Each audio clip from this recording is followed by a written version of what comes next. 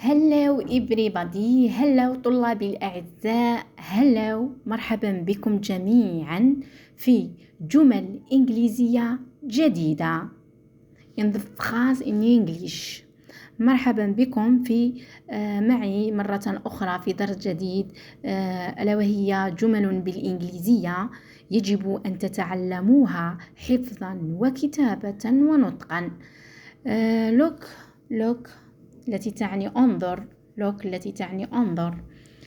لدينا اتصل بي call me اتصل بي call me اتصل بي help me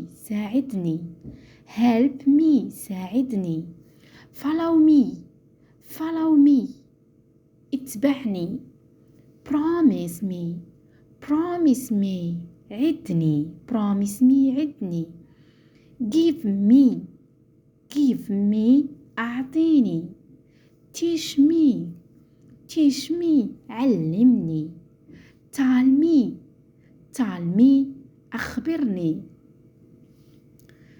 treat me أو نقول كل على حسب نطقه trust me ثق بي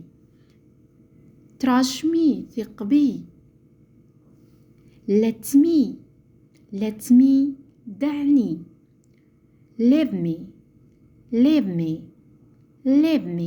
اتركني believe me صدقني send me أرسل لي فيلمي سأتركها لكم لكي تكتبونها لي في التعليقات ماذا تعني باللغة العربية.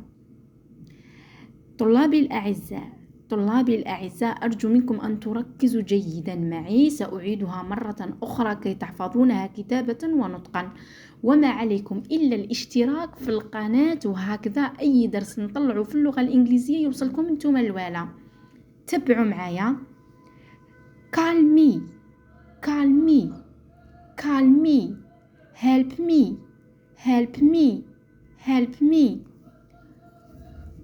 follow me promise me give me teach me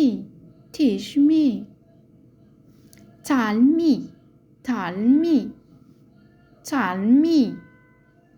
trust me let me leave me believe me send me املأوا لي هذه الفراغ باللغة العربية. Goodbye.